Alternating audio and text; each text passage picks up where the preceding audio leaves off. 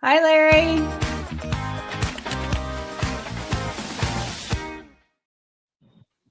Hello, everybody. Welcome. We are so glad to have you here. Thank you for joining our Book Launchers Live. I am Sarah Bean, Marketing Manager for Book Launchers. And then you know Angela. She is our Head of Operations here at Book Launchers. So we have some great guests today. I'm going to dive in. But before we get to that, I'm going to say go ahead and fill up that chat. Let us know where you are writing in from. Yeah, I just want to know where everybody is because we get people from all over. So happy Tuesday to everybody. Yes, thank you, Angela. So we are excited to have very special guests with us today. We are going to be covering a great topic, podcasting success for authors. And so in order to really get the good information for you guys about podcasting, we invited Larry Roberts and Sarah Losi here, co-founders of Branded Media, which is one of the top voices when it comes to podcasting. So they are going to be giving you guys the skinny on getting that ultimate trifecta when it comes to thought leadership, which Sarah and Larry and I discovered when we were at NSA a few weeks ago. Really, the trifecta for anyone who's looking to dominate thought leadership is book, podcast, speaking. Well, you've got 2 out of the 3 here with our Book Launchers team and with Larry and Sarah here. So I'm going to dive a little bit into who they are, and then I'll let them kind of get into some of their, you guys are always better at introducing yourselves than I am, but I'm going to give a little bit of a preview. So Sarah is a co-founder of Branded Media, and she is a storyteller at heart. Sarah and I worked together for many years, including on some of our Book Launchers books and also booking clients with Branded Media. She has helped many experts, authors, and speakers amplify their voice through smart, story-driven content. She's an award-winning podcast producer and author of the book Open This Book, The Art of Storytelling for Aspiring Thought Leaders. And her partner here is Larry Roberts. I don't know, some of you may recognize Larry from the signature red hat, but he's one of the leading voices in podcasting and also AI-powered content strategy. He's got over a decade of experience launching premium content for thought leaders and companies, and Larry helps brands turn their message into movements. He's a national speaker, award-winning podcast producer, and author of Under the Red Hat. So welcome, you guys. Thank you so much for joining today. Thanks for having us. Yeah, it's great. And so, as I mentioned, Larry, Sarah, and I just got to hang out at the NSA Influence Conference a few weeks ago, where they had a booth there for Branded Media, helping speakers turn their messages into podcasts. And we've worked together for a number of years on different things with different clients, how to use books and podcasting to go together. So I thought you guys would be the perfect guests to have on today to talk about how to really leverage podcasts for success. So absolutely. This is something that you and I have talked about for years. We've been talking about it all together for years, and we're really excited to dig into it and see if we can answer some great questions. Yeah, absolutely. Well, I want to welcome everybody in the chat. As all of our Book Launchers followers know, that we do different prizes throughout our sessions. And so, Angela, how do you want to kick off today? Should we start one now, or do you want to dive in, let a few more people filter in? Yeah, I think people are slowly starting to trickle in, so we should give them a little bit longer, but I can take this brief overview to give you a brief overview of the prizes that we have. We are going to focus back again on books, because I realized that I've got some books that I need to clear out of my closet. Sarah also has some books, and she has some that she wants to share as well. We have some from our authors. We have some from Julie. So I've got 4 different books right here. I've got one from Jordan Barber, Dr. Jordan Barber, Kelly Tuttle, Linda Magoon, and one of the older books from Julie Broad. More Than Cash Flow. Yeah, I've got actually quite a few of these. So If you are one of our lucky prize winners, you can email me with one of the books that you would like to receive, and I will get it sent your way. And actually, I have a bonus book to throw in there. I have extra copies of Sarah's book. Open this book. I was about to ask, can I get in on this? Like, I'll give away some copies of my book. Yeah, I have. That should totally be the prize of choice today, honestly. Yeah, absolutely. So we will throw that in for the prizes. We'll do this 2 or 3 times throughout the session, so people can definitely enter to win a copy of that. Awesome. Yeah, well, Sarah, I'll go back off stage, but yeah, when you want me to come on, I can pull up the giveaway tool later and we can choose some winners. Oh, great. Okay.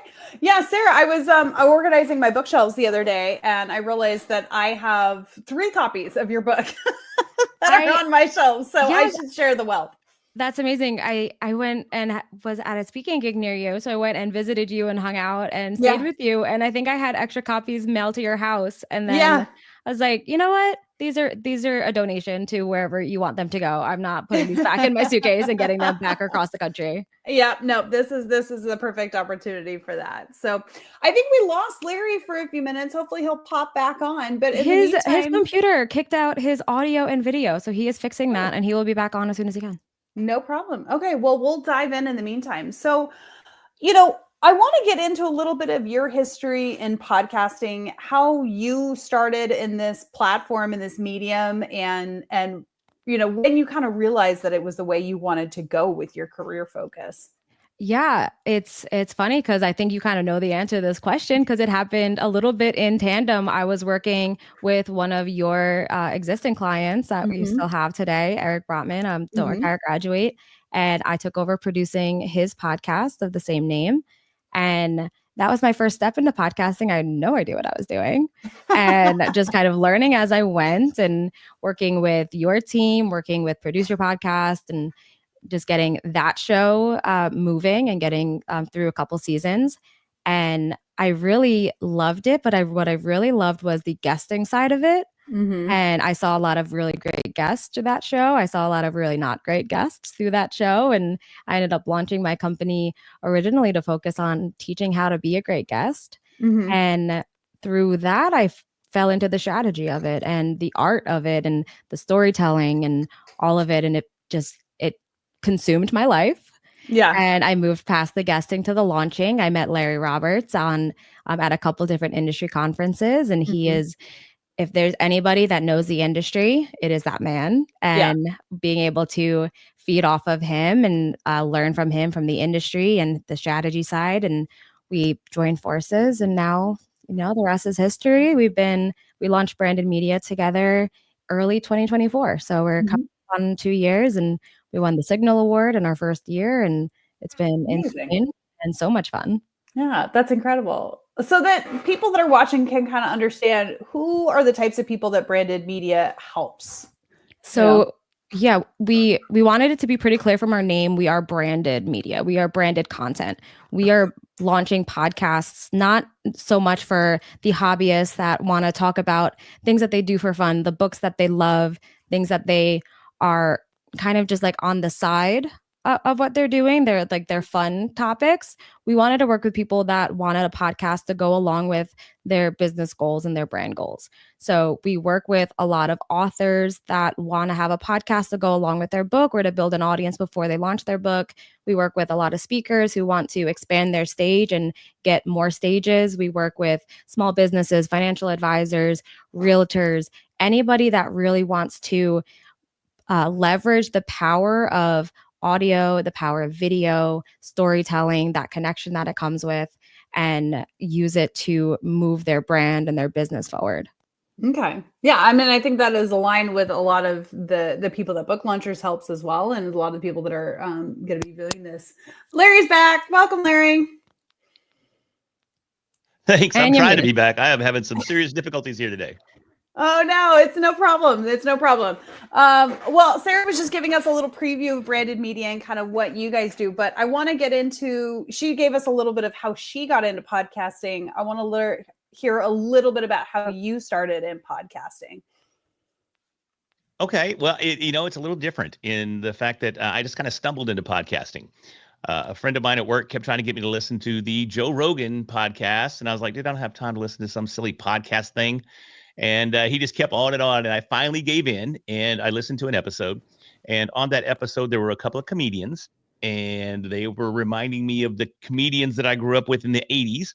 And I was like, oh my gosh, you can say this on a podcast and not get in trouble. So as soon as I found that out, I was in. So I went out and got a really, really bad microphone and found me a co-host, and we sat down and we did our best to start a podcast. And it just went from there, and it just evolved over the years to where I'm at today. Mm-hmm.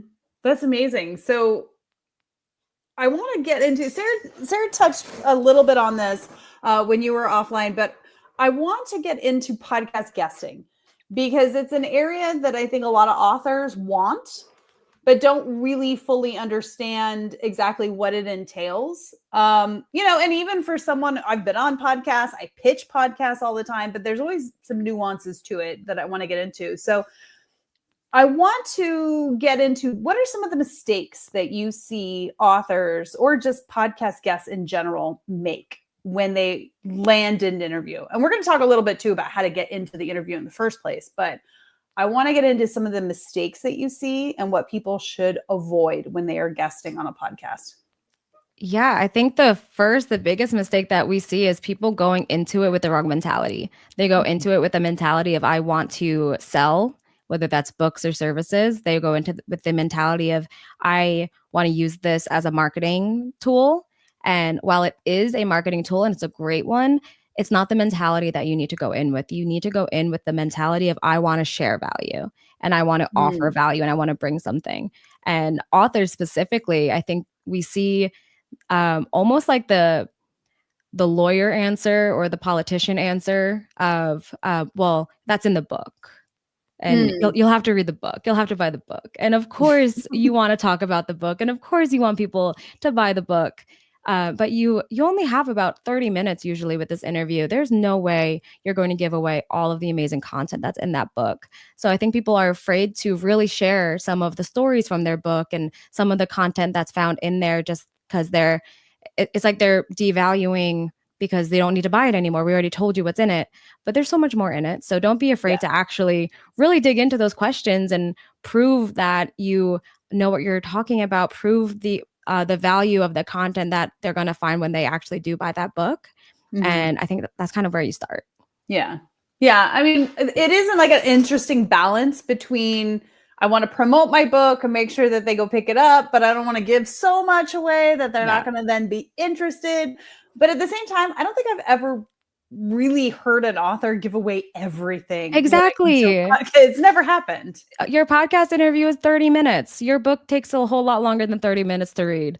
And if you've done your audiobook, which I still am putting off and I got to do that. But if you've done your audiobook, you probably know there's hours of content in there. So there's no way you're going to give it all away. Yeah. No, you're never going to give it all away. And at the same time, if you're really delivering value, all you're doing when you are giving those interviews is just giving them more and more reason to go buy it. Yes, exactly. You're giving them more and more to go out there. So, okay. Well, on the flip side of that, instead of, things that they should avoid, what are some things that will make them a really memorable guest? What are some tools or tricks or whatever you say, to make them, someone that those podcasters want to have back again? Yeah, I mean, I think it comes down to what Sarah was alluding to is delivering value with everything that you're saying. You don't want to go on the show with the mindset of selling books. And, to expand on that a bit, the hosts don't want you to come on their shows to sell your book. Their podcasts aren't infomercials. So people don't tune in to be sold things. They tune in to get a value proposition back based on that particular show and what that show's unique listing proposition is. So one of the cool things that you can do is make sure that you have an in-depth understanding of that show and that show's audience. I'm not saying sit there and listen to every episode that they've ever recorded, but at least go through the description. Maybe listen to the trailer of that podcast. Maybe listen to an episode or two and understand the cadence and the rhythm and the flow of the show so that when you do go on the show, you have that opportunity and you understand the environment and you can deliver value with each and every question that they ask you. Yeah, absolutely. I think that is something that we talk to all of our authors about, is being able to really prep by getting to understand that show, what their goals are, and then who the audience is. And I tell this story at our media training all the time, that a number of years ago, I had gotten an author on a show that was actually doing fairly well, but maybe it was my fault. Actually, no, I had told this author this. I had prepped them by saying that the format of this podcast is they ask every single guest the same 5 questions. They asked the same 5 questions of every single guest. And then the author that I had put on got really mad because there were no questions about the book. There were no questions about what they were doing. It was just these 5 questions. I'm like, dude, if you had just read my instructions and then actually gone and listened, you would have understood what this was doing for you. So do your homework. Do your homework, right? If you're going to be on there, do the homework. And that too would have given that particular client an opportunity to craft their message in a way that answers the questions and still refers back to their book and still delivers the value that the host is looking for. Yeah, absolutely. Absolutely. So I think one of the biggest things that when it comes to guesting that an author is really looking for is how can they use that particular interview to leverage sales, get book sales, or build their email list or whatever else. What are some strategies that they should keep in mind that will actually equate into measurable results? I think the one that I've used the most is we've touched on this. We're going to say the word value and lead with value. We're going to say that over and over and over again. It's basically tattooed. And you want to be leading with value. So you never want to be asking something of the people. You want to be offering things. So instead of saying like, go buy my book, if you create a free version or some kind of free lead magnet. And so for me, my book has journal entries, has writing prompts, because it's all about storytelling and writing your story. So I took the writing prompts from the book and I just removed them and made a PDF that you can print out, you can download, and you can start writing your story. You don't need the book to do it. So instead of me going on these podcasts and saying, now go buy my book, I can say, go download this free journal that goes along with my book. And I'm not asking them for anything. I'm not asking them to spend money. I'm not asking them to do anything. I'm offering to give them something for free. And when I do that, of course, I get their email address, they get on my mailing list, and then I can send them emails with some reasons to buy my book and other content, more value, episodes of podcasts I've done that I talked about it to give them some more insights. So you're able to just continue offering more value and in exchange, eventually ask them to buy the book, buy the course that goes with the book, be part of your membership group, whatever it is. You can add those in as you go. Yeah. But you're not hitting them right out the gate with a request. Yeah. Yeah, it's interesting because, I do get a lot of authors that are like, oh, I want to be on podcasts because that's going to contribute to sales. And I almost hate to burst the bubble a little bit and say, one podcast interview is not going to have you see a huge boost in sales unless you're doing, the Lewis Howes and the Joe Rogans and the huge ones. You're more than likely not going to see a massive spike in sales right away, but you can drive that traffic to somewhere. Just out of curiosity, out of the different guests or shows that you guys have worked on or seen, have you seen some examples of authors or guests who've kind of leveraged those podcasts in really interesting ways to get some kind of results out of it? Well, I think one of the most interesting ways is they repurpose it. One of the things that you can do to complement a podcast host is to actually share the episode on your social media. Be proud of the fact that you were on that show and share that with your audience. So not only are you leveraging the podcast host audience, but you're leveraging your own audience as well. Then you also have the opportunity, if you ask for a copy of the episode, and most podcast hosts are more than happy to give you the content, you have the opportunity to repurpose it. So there is a ton of content that you can utilize in each and every episode of a podcast that you're on, whether it be taking out clips for reels, whether it be taking out quote cards, for creating social media graphics. There's a whole variety of things you can do there from a repurposing perspective that will allow you to reach an even deeper audience. So it's really just taking the opportunity to maximize the effectiveness and the impact of every show that you're on. Yeah. And that actually leads into some of my other questions, which are, I mean, and Larry, specifically for you, knowing your AI background, are there specific tools or strategies, AI powered, that you would recommend for authors now that didn't exist a few years ago? As in what regard? In getting on podcasts? No, in repurposing that content and being able to leverage that content. Because, you were just talking about how, you can take that and use it for a lot of different things. But I think for a lot of authors, that feels really intimidating. They're like, I'm not an editor. I don't know how to cut videos. I don't know how to do this. So what are some of the tools or strategies that they could be using, considering what's out in the AI market now? Yeah, there's a variety of tools out there. I mean, Descript is the leader in the industry when it comes to AI-powered editing and editing just by words. You can literally edit a text document and it edits the video for you. There's Opus Clips that's out there that will help you produce vertical videos for you to share. It's also got a cool feature where it ranks the videos and shows you which ones are most likely to go viral. Not sure how accurate that is, in all honesty, but it's a cute little feature. CapCut is another great one, and it's an app that is right there on your phone. That does a tremendous job with a ton of built-in AI features right there as well. I mean, the list goes on and on, but those are three that just off the top of my head that are very, very effective. Oh, there's also Cast Magic. I mean, Cast Magic is great as well. You can load the episode up into Cast Magic. It'll give you transcripts. It'll give you clips. It'll give you really anything you want. You even have the opportunity to write custom prompts within Cast Magic to get whatever kind of content or whatever kind of summaries that you're looking for. It's a great tool as well.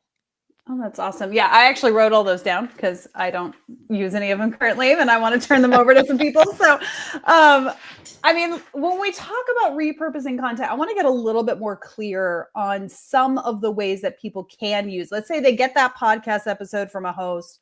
They've got 60 minutes of either audio or video.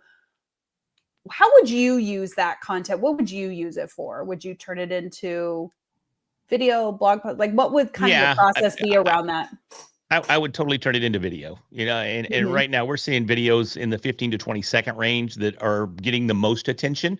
So I would slice and dice it up just in a way that really, really captures that value nugget that's right there in that episode.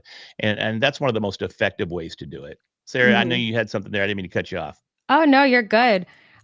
There's always, whenever someone asks me this question, there's a suggestion that I make that blows people's minds and it makes me really happy. And then I see them telling everybody else. And so now people may have heard of it. Go and make a Spotify playlist. Oh, out of your podcast episodes. Yeah. So this isn't out of like the file they give you. Actually go onto Spotify and search for your name and under podcasts, and you'll probably get a list of the podcast episodes that you've been on. Create a playlist that's just like mine is Sarah Losi on podcasts. And every podcast that I've been a guest on is on that playlist. That playlist is now embedded on my media kit page on my website. And I can send that to people. Like, that's one of the questions I just saw in the chat was, how do you get on more podcasts? That's a great way to leverage your past one so they can see other shows that you've been on. They can see if you have a good mic. Is the audio quality good? Are you just selling, or are you bringing value? They can go through that almost like a little audio resume and find out more. That is a great idea. And that's a free thing that you can do, that you can easily put together in one place. If you have a few different episodes, you can put it all together in one place. You can add that, link that to your website. You can use that as a calling card. And honestly, I would think I would use that quite a bit, because when I'm pitching authors for podcasts, one of the first questions you get is, where have they been featured before? What episodes have they been on before? What are they, what's kind of their experience and background on podcasts? And the same goes for speaking as well. So that's a great idea. I'm going to start using that one. I'm going to steal that one, Sarah. Do it. Oh my God. If I can see every single like author and speaker have a embedded Spotify playlist of their podcast, I will be so happy. Yeah. You need to get a Spotify sponsorship for that. Yeah, I bet they'll love that. Agreed. Agreed. Come on, guys. Spotify, where are you at? Well, I'm going to shift gears into how authors can start their own podcast. But before we do that, I do want to dive into some prizes. So we already talked about, we're going to give away some of our book launcher author books. And we also have Sarah Losi's book, Open This Book. I wish I could grab it. It's in the other room. I'd show the cover for you. Oh, you probably have it. Yeah, I was going to say, if you didn't, you wouldn't be doing your job. There you go. Open This Book. right there. Okay, so in order to win this prize, I have a question for you. This is a really simple one. What is your favorite podcast that you listen to regularly? What is one that you listen to regularly? So everyone, and use the hashtag favorite podcast. Hashtag favorite podcast, and then drop the title. Not only will we, hopefully that'll get you entered to win a copy of Sarah's book or any of our other books, but then we might even learn about some podcasts that we didn't know about before. So, because there are so many of them, so many of them. Yes. So put in that hashtag favorite podcast, and yes, don't space out the words, and then drop those in the chat. In the meantime, I want to ask you guys another question about podcast guesting before we move into some of the other things. So we've talked about some of the big podcasts that are out there, right? Those are the ones that everybody wants to get on Lewis Howes. Everybody wants to get on Joe Rogan, or they want to get on, Super Soul Sunday or something. And then there's the smaller, more niche podcasts, that maybe have smaller downloads, but the audience is more unique. Now, I know the answer to this, but I would love to hear it from you two, the experts. What do you say to someone who is just aiming for those big ones and doesn't want to, waste time or whatever on maybe a smaller podcast? Like, what are the value in doing big, small, niche, general? I want to kind of see what we can help people with when it comes to some of that mindset. Larry, you want me to go first? You want to take that first? You go ahead. All right. I think I have a few different ways that I talk about this. And first is we want to be thinking about the audience. And if you have a show that has millions of listeners, but it's a very general show, you're talking to millions of listeners, but you're just another guest on the show talking about a topic that they may or may not be interested in. Versus if you have a very niche show, you know that every single person listening to this show is interested in what you have to say. So they are a lot more likely to really dig in and pay attention. And when people look at audiences as being small when it's on a podcast, I think it's because of the Joe Rogans of the world. And we see shows like that. I know the Taylor Swift episode of Travis Kelce's podcast has, I don't know, 1 billion. Watched that this week. That was insane. At 3:00 in the morning. But it has 1 billion views probably. And you're not going to get that. That's Larry likes to call it the Joe Rogan delusions of grandeur. But if we're thinking of podcasts in that mental space of this is what it should be, and it's almost like we're trying to do a stadium tour, and we're trying to do the Eras tour. And if you have a show that has an audience of 25 people that are really dedicated, but you see them sitting in the audience in a football stadium, that stadium is empty. It is crickets. You are speaking to an empty house. But think of it instead as being a podcast is an opportunity for really intimate and personal conversations. And that's what this should be. So think of those 25 people sitting in your living room and having a conversation with you there. And that is standing room only. People are knocking into each other. They just spilled their wine on your brand new white couch. You are losing your mind. That is a lot of people to be sitting in your living room having a conversation. So if you stop thinking of it as I need to be doing these stadium tours, and think of it instead as who can I have these genuine conversations with, and who would I want to welcome into my living room to have this talk with me, I think it kind of helps reframe that mindset a little bit.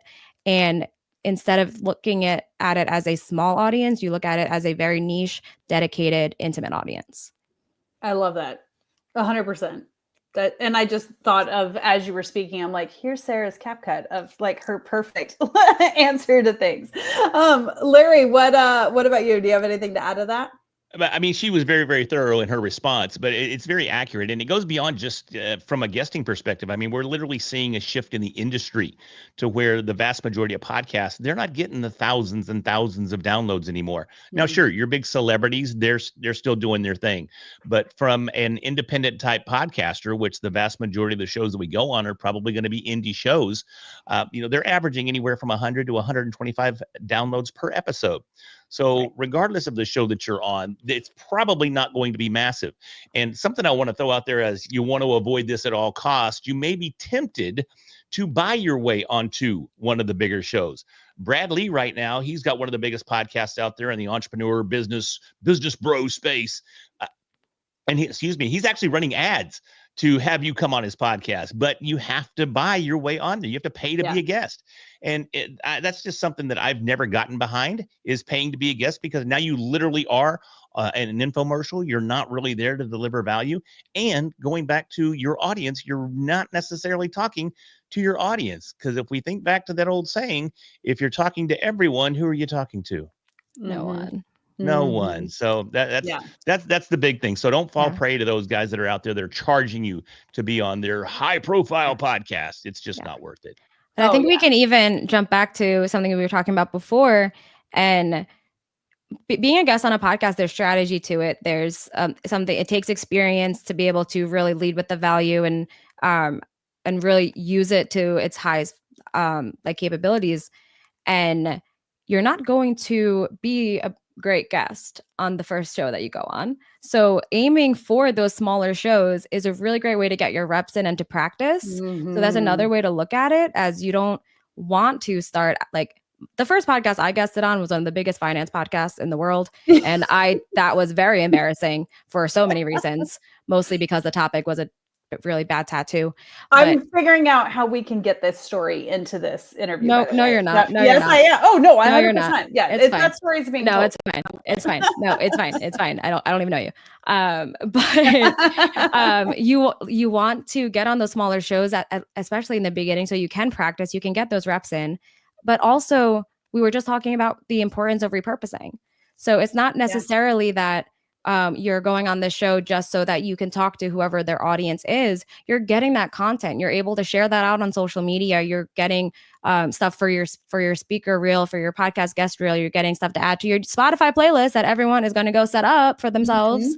And you're able to really repurpose that content. And you can make yourself look like a real pro just by saying that you were a guest on a podcast. If you share, like, I was a guest on this podcast talking about this, no one has to listen to that show for people to see that and immediately think, oh, that person must be the expert on that topic. Exactly. They wouldn't be asked on this podcast if they weren't like top tier on this topic. So it really isn't about the audience size. Sometimes it's just about what you do with that content afterwards. I think 100%. I'm going to go along with everything you just said, especially the fact that if you're starting out, you got to practice somewhere. You got to get your points down. You got to make sure that you're flowing well.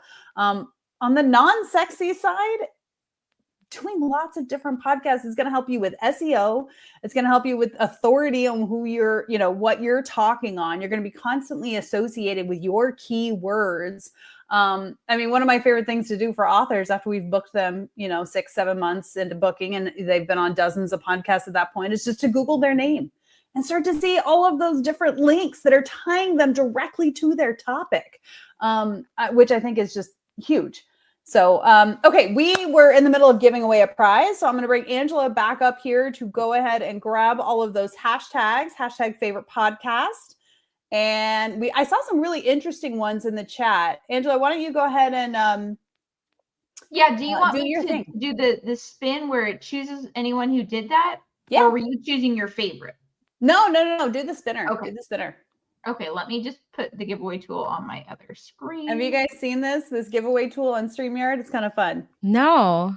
Yeah, you put a hashtag in the comments, and then it'll pull everybody that put that in there and enter them to win. You get a nice little spinner. It's fun. That's super cool. I've seen third-party tools do that, but never did. Yeah. I didn't know they had it in StreamYard. Yeah. Yeah, you go to streamyard.com/giveaway, and it'll do it, and you just choose whatever stream you're on. So that's us right now. So favorite podcast.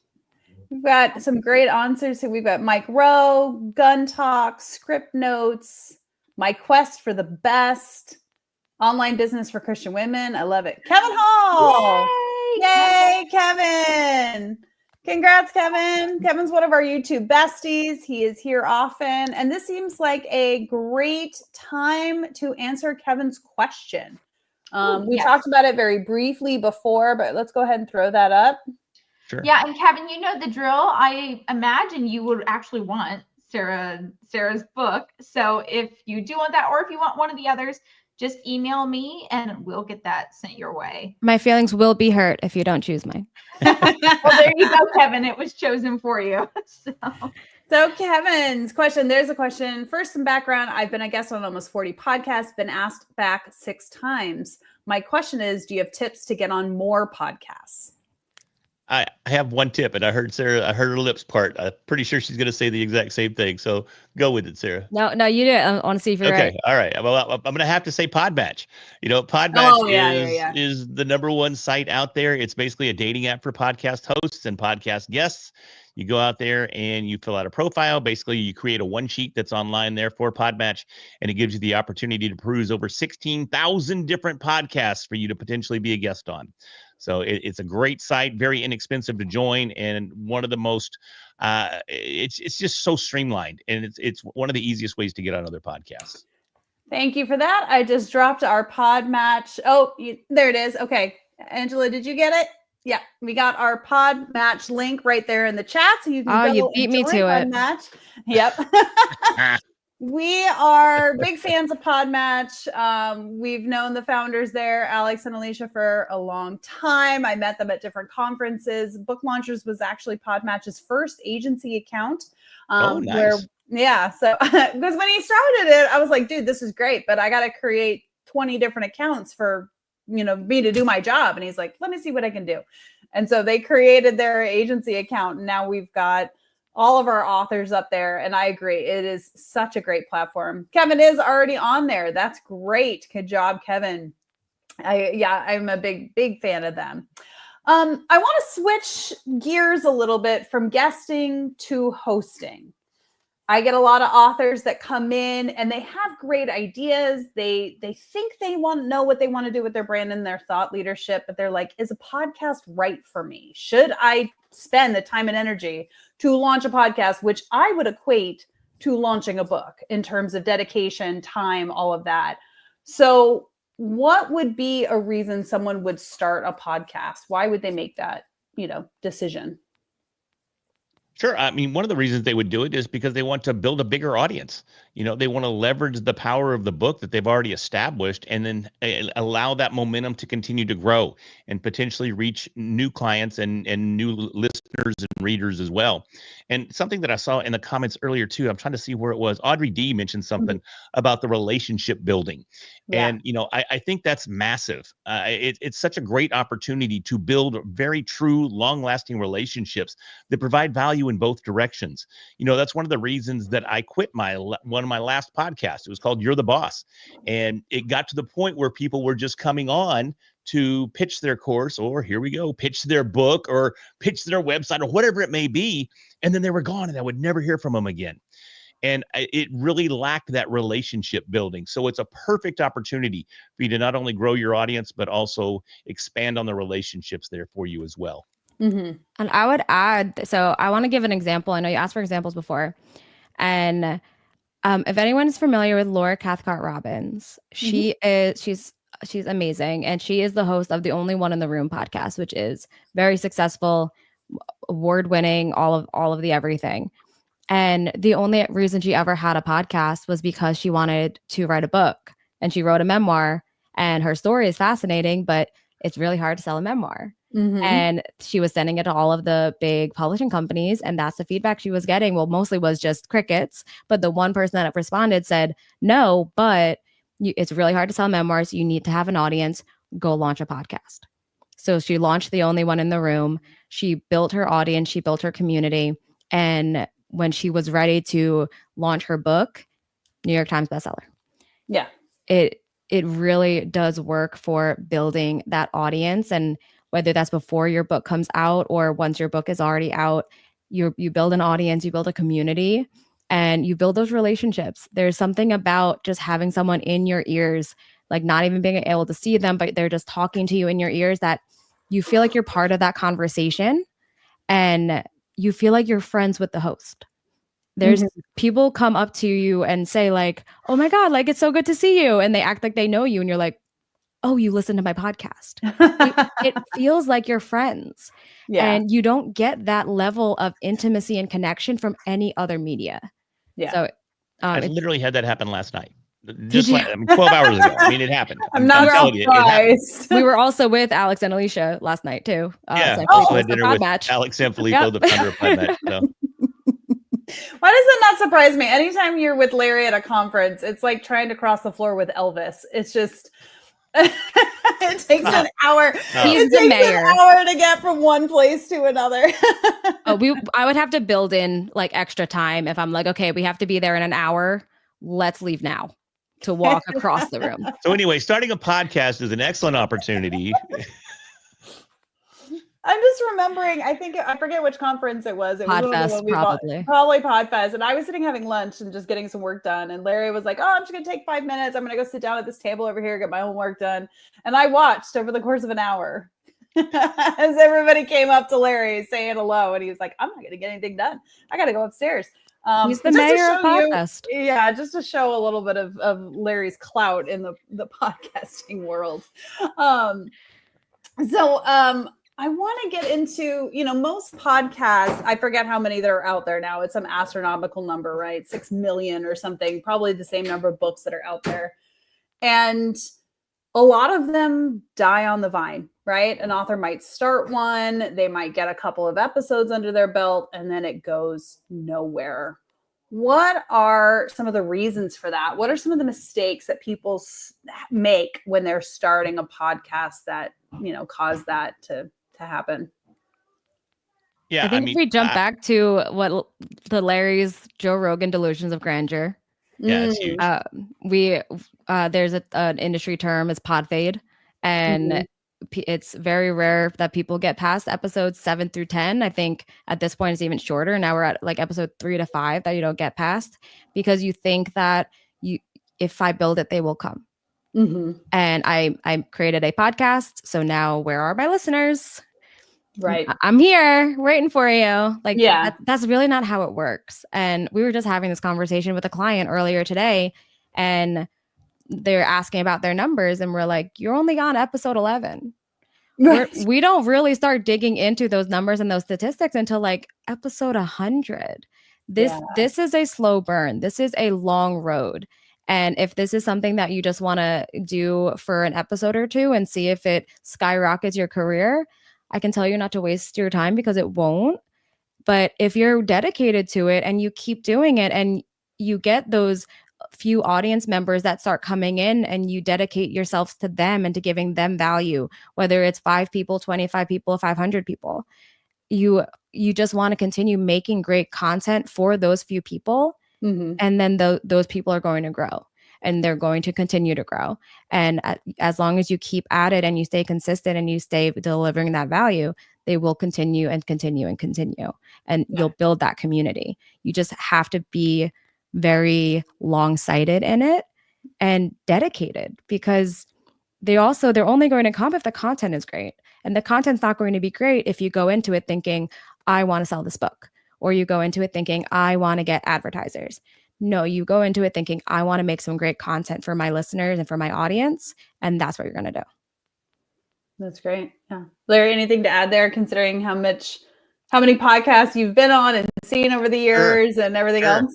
Well, it's interesting because I was literally just pulling up a presentation I gave last week, and just to give you some up-to-date numbers, as of July 2025, there are 4.6 million podcasts that are out there.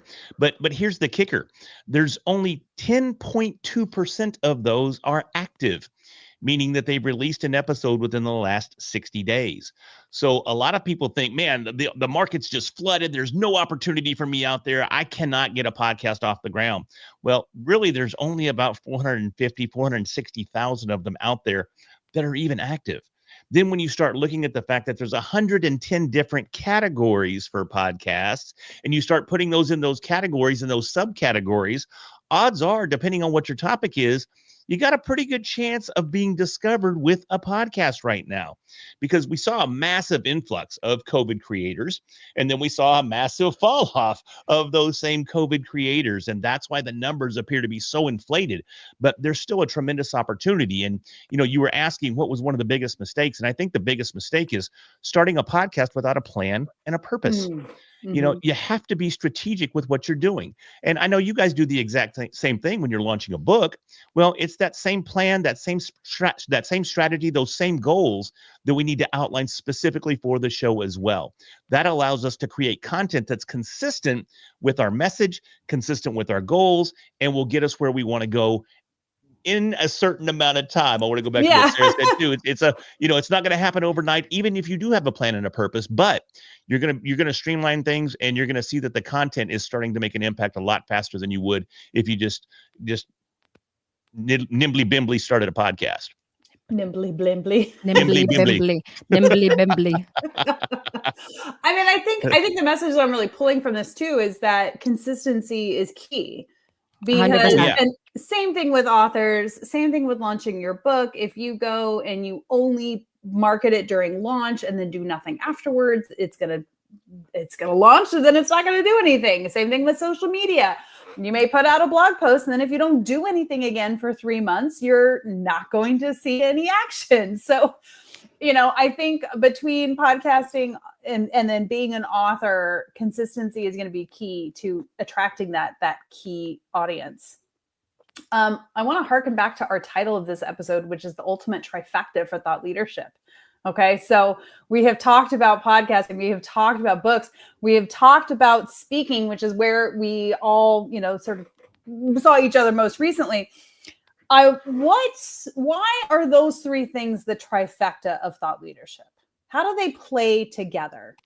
How do you see speaking and books and podcasting work together?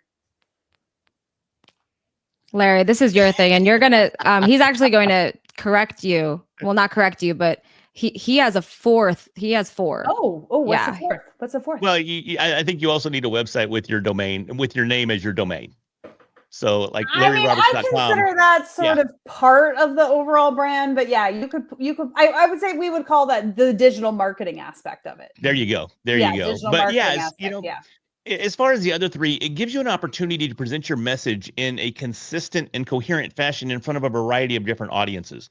Some people are going to listen to podcasts, but they're probably not going to, or they may not read books. Some people may read books, but they don't ever see anybody speak on stage. Somebody may see you speak on stage. Now you have an opportunity to plug your book and plug your podcast.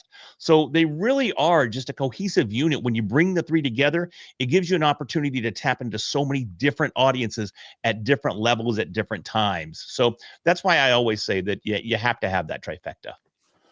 Yeah, I mean, I think it goes back to that idea of repurposing content, right? You can take a book and turn it into a podcast and turn it into a keynote speech. You can take a keynote speech and then expand upon that in a book, in a podcast. You can take a podcast and use the episodes to turn it into a book, which then helps you refine a keynote. I mean, they all play off each other quite a bit.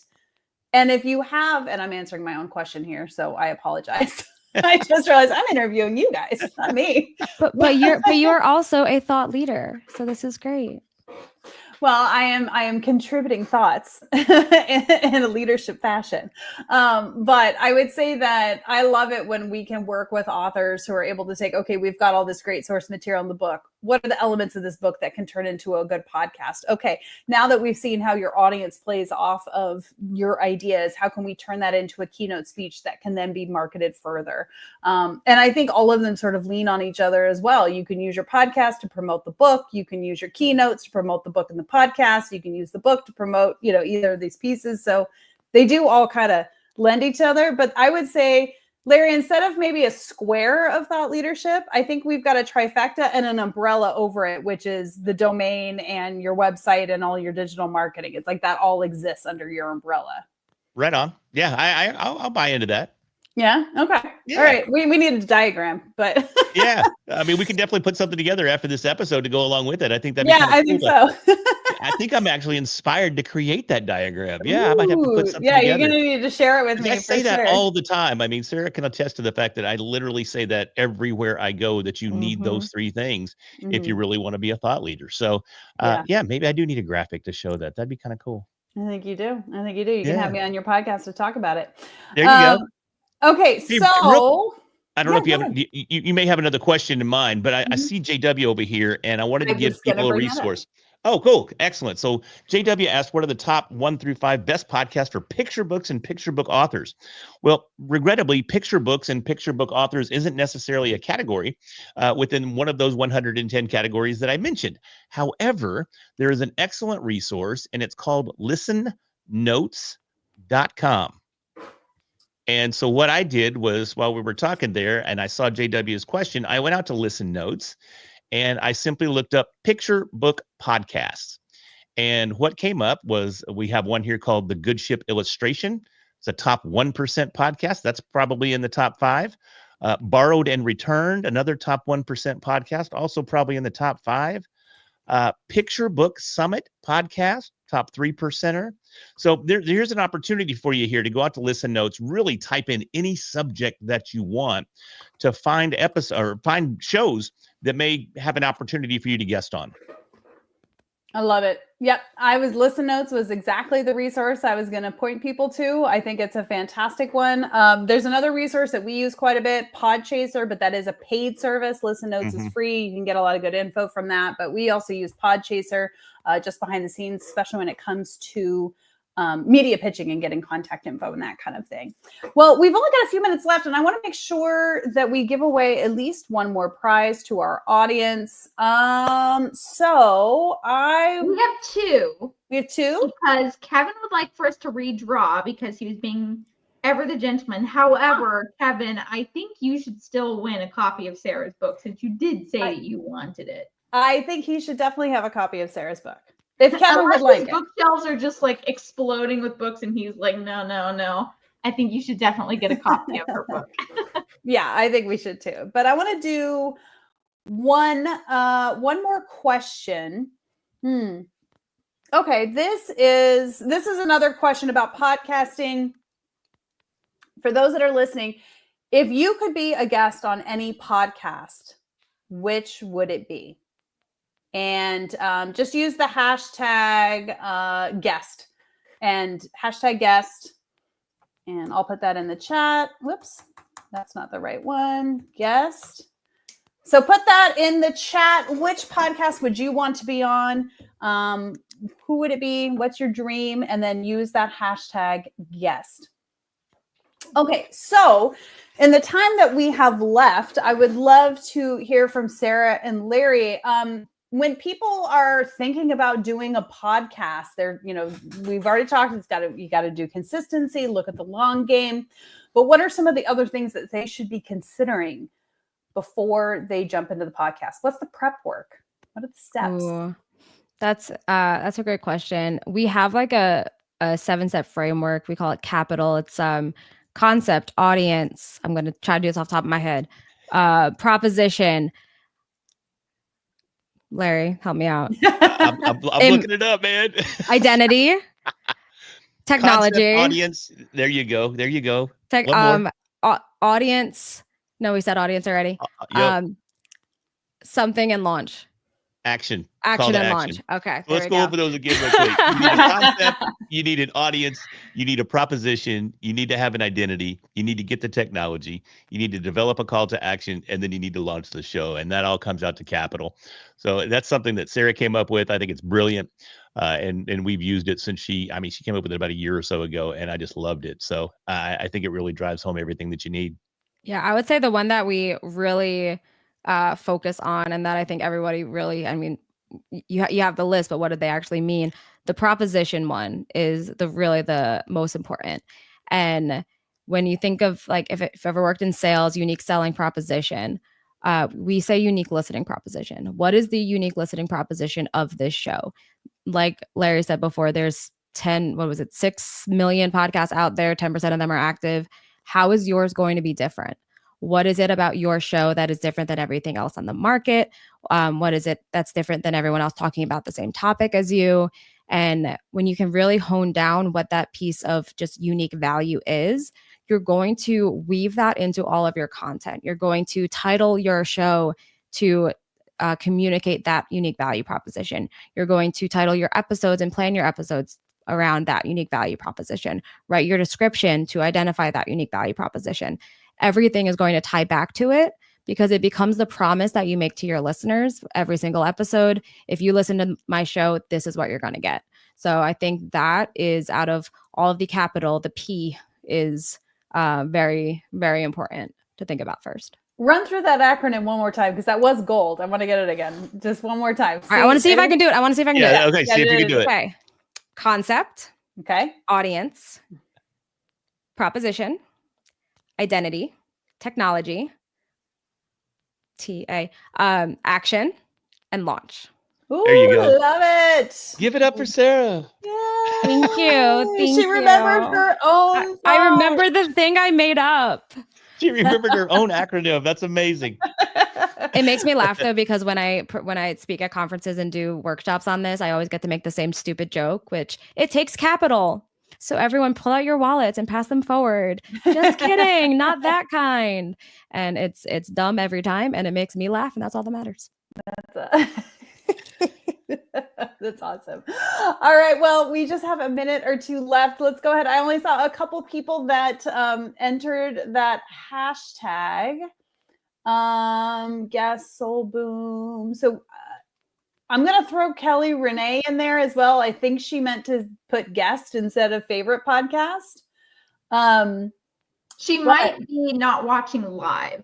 She might have, so that might actually be, which will actually work because I do still need to redraw someone from favorite podcast. So she does technically have a chance to win. All right. Well, go ahead. Let's do that. Yeah. So I'll do it twice. So I'll do this first one for the second half of the one that Kevin won and he kindly shared, and then we will do the guest one. Sounds great. Let's do it. Last couple seconds to get that in there. Get guest, hashtag guest. And what did Kevin win again? No, this is the same thing from earlier. Oh, I was like, man, Kevin wins everything. He does. He does. I think he said, I won't use the hashtag on his last comment. So I think he might have the most book launcher swag aside from me. I think that's a podcast. Kevin wins everything. Yeah. Yay, Kelly. There you go, Kelly. Good job, Kelly. Perfect. So Kelly, I will need your mailing address and I will need to know which book you would like. If you would like Sarah, if you would like one of our authors. So please email me at team@booklaunchers.com. And let me get this other one in here so that we can start to wrap things up. So it was hashtag guest. So let us see. Only 3. So the things are low. Since some people didn't use. And one of them's us. Oh, yeah, the comment that you made. Okay, well, then we can't have you be the winner, Sarah. So. I already have Sarah's book. Oh, that's funny. So, Gary, an Unbreakable TV. Ooh, who's it coming down to? Gary. Yay, Gary. Congrats, Fantastic. Gary. All right, Gary. Well, you should know the drill as well. Please send me an email for which book you'd like and include your mailing address. And Unbreakable TV, that was way too close. So if you also want a copy, send them your mailing address and I will send you a book. Everyone's a winner today. Everyone's a winner. Well, we are going to wrap this up. Thank you so much to Sarah and Larry for joining us. But before they do, Sarah has sent me a link that I thought was really valuable. This is a link to recommended resources for podcasting. There's equipment recommendations on there, which I think is really important. We didn't talk about it today. But if podcasting is part of your marketing strategy, and it should be, then you want to invest in some good materials. So there is all sorts of different cool stuff on there. There's links for things like Podmatch and CapCut, some of the things that we talked about today in terms of clips to repurpose your content, business management tools, and you can get copies of Sarah and Larry's books right there on that link. So please check that out. Are there any other links to check out more on you and Sarah and Larry? Anywhere else that you want to drop? That'll bring you to workwithbranded.com. So you can see everything on our website, all of our services and everything that we do. And if you go under Launch a Podcast, we actually have a page just for authors. You can learn a little bit more about how we work with authors, how authors can launch podcasts for their books. And there's even a free ebook you can download to learn a little bit more about how a book could help a podcast and help grow your book. Fantastic. Well, thank you guys so much for guesting today and chatting with me about podcasting and authors. For our followers, there is another YouTube Live with Julie that is going to be this Saturday, August 23rd, and that is at 3:15 p.m. Eastern, 12:15 Pacific. So be sure to check that out. But in the meantime, really appreciate you guys spending this hour with me and getting to know some of our YouTube besties. Thanks for having us. Yeah. Thanks, everybody. All right, everyone. Have a great afternoon. Good to see y'all.